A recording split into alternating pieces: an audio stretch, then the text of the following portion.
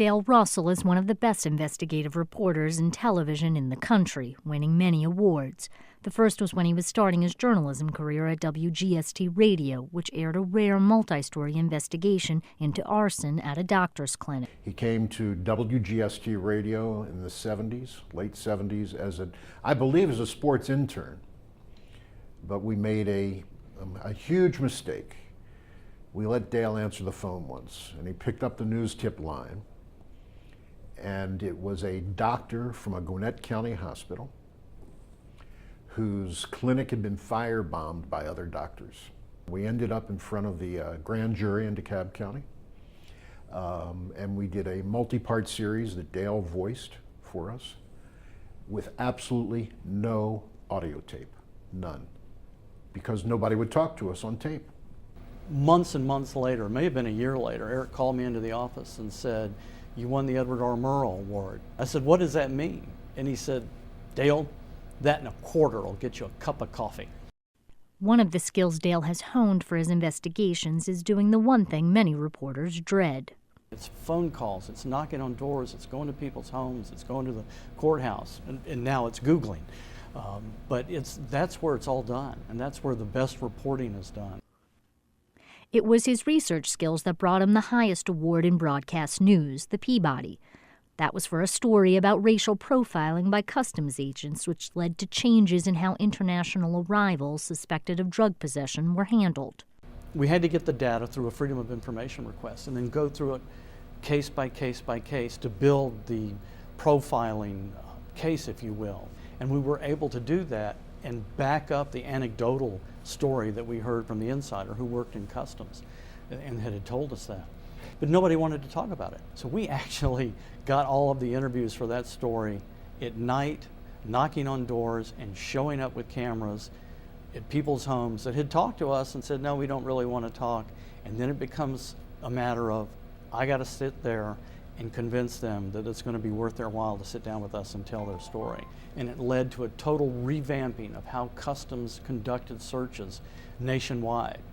It's Dale's ability to have people talk to him that has helped him break stories. He puts people at ease.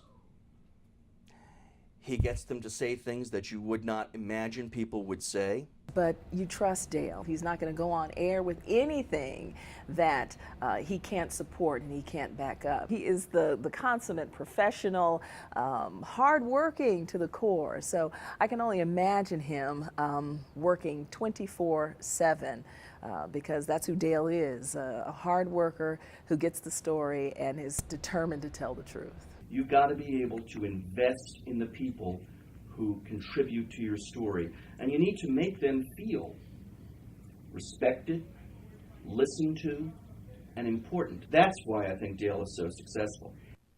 Dale's ability to work sources is epitomized in the story he broke about Herman Cain's relationship with women during the 2012 Republican presidential campaign.